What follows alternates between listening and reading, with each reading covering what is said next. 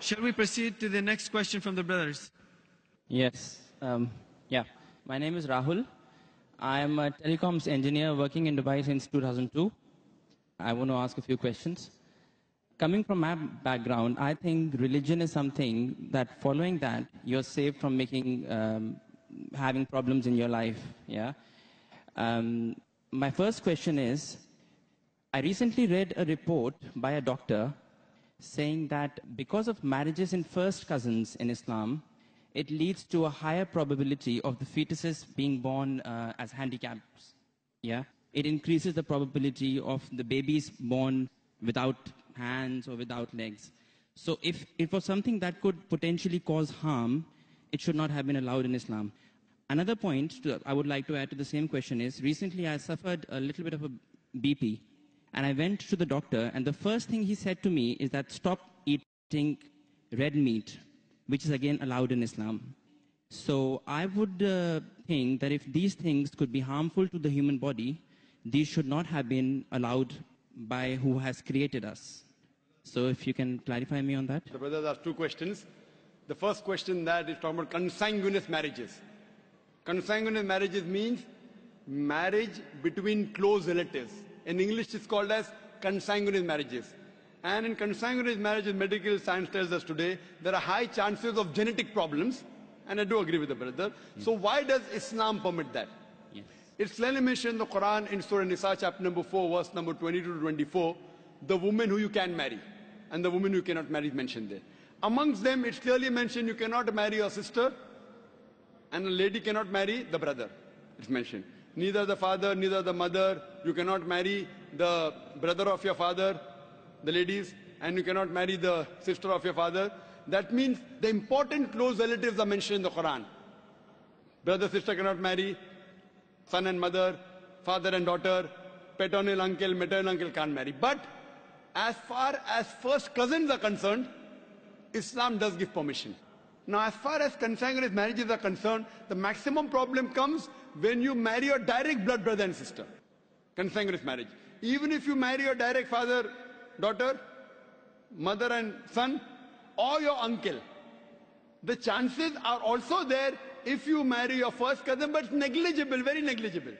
So no, Islam... That's not what the report said. The report said that because of marriages in first cousins, not your brothers and sisters, it leads to this problem. And it was from a doctor. It was published in Gulf News as well, actually. Brother, let me complete. Even I am a doctor. Ah, okay. Fine. Even I am a medical doctor. Yeah. It means medical doctor with that doctor. Yeah. The chances in direct relatives are very high. Yeah. If a sister and brother marry, the chances are very high.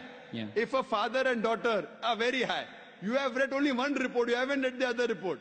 Yeah. So you only read Gulf News, I read medical books. So Gulf News is better or medical books is, brother? Right, so your point is marrying in first cousins, the chances of getting problem is negligible. As compared to brother and sister. As compared to. But still there is a... Brother, will you let me complete my answer? Or? Sorry, yeah, please. So you have more faith in Gulf News? No, not really. I'm here to find the truth. Truth, that's right. So what do you realize? That consanguineous marriage, and I agreed with you. I didn't say it's not there. Yeah. So I'm not trying to beat around the bush. But compared, it is negligible compared to direct blood brother and sister. Now, I do agree that there are medical genetic problems in various ways. But this report is there when you have continuously generation after generation. And our beloved Prophet, according to Dr. Ahmad Sakhari says, the Prophet said, do not marry against first cousins generation after generation. If you do it once or twice, it is no problem.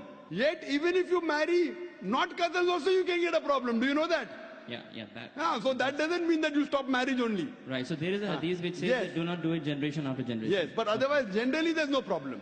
Right. Fine? Okay. So coming to your second question. Yeah. You went to a doctor and you said you had high BP. Yes. Doctor said you have red meat. Yes. So why does Islam allow red meat? Yes. You know, my friend went to a doctor and doctor said you have diabetes, don't have sugar. Brother, why do you have sugar? Right. Why? Don't have sugar. My friend went to a doctor, doctor said you have diabetes, don't have sugar. Brother, do you have sugar? Yes, of course. Why you have sugar? Stop having sugar. Yeah, well, we can live on vegetables, easily possible. Can you live without having sugar? can you live without having sugar? Even vegetarians have sugar, brother. Yeah. Are you educated? Yeah. MashaAllah. The problem is that person had a problem with his pancreas. Yeah. In the pancreas, there are islets of Langerhans which break down the sugar. Because my friend had a problem in the pancreas, he could not break down the sugar. Therefore, the doctor said, don't have sugar. Right. If you have some problem of red meat, you should not have red meat. Others can have red meat. Right. Yeah. The Quran says, a general statement Quran says, eat what is halal and tayyib for you. There's a verse in the Quran, eat what is halal and tayyib for you. For a person suffering from diabetes, sugar is not tayyib. So according to the Quran, a person having diabetes should have less sugar. It's a general statement. Eat what is halal and tayyib for you. That means certain things which is good for others may not be good for you. But there are certain things which are bad for everyone. Alcohol. Alcohol is bad for everyone. It is prohibited for everyone. Pork is bad for everyone. Therefore, pork has been prohibited for everyone. What do you realize? Certain food, because of the way your metabolism is made, because it's a problem for you, doesn't mean that everyone should abstain from it. Hope that answers the question, brother. Sure. Okay. My next question is, Islam allows marriages, a husband to marry more than one wife, 4 wives. Is it compulsory to take the permission from the wife before marrying that second one? Because a lot of Muslim girls have told me that, they have to take permission from the first wife, so our interests are taken care of. I hope you don't intend to become Muslim and marry more than one wife, huh? No, I don't.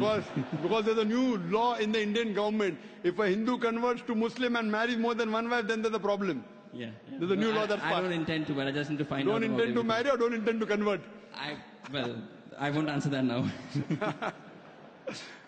There was the question that is it compulsory that a husband should take the permission of his first wife before he marries the second wife?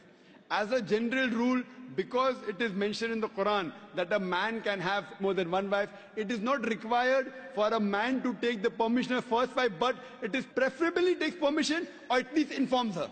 Okay. As far as permission, certain conditions become compulsory. During a nikah, during a marital contract, a man or a woman, before they get married, they can put any conditions which are permitted.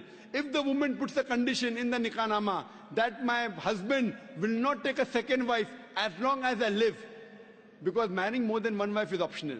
So if she puts the condition, then it becomes compulsory for the husband to take the permission of the wife, otherwise he cannot marry. If this is not mentioned in the nikah nama, if it's not mentioned in the marital contract, it's not a must, it is preferable. Okay. Hope that answers the question. Thanks. My last question is... Brother, you're most welcome. Just stand behind the queue. Okay, There may be one or two non-Muslims. You can wait, brother. There may be one or two non-Muslims. Just stand behind the non-Muslims and we'll try and give all the non-Muslims a chance.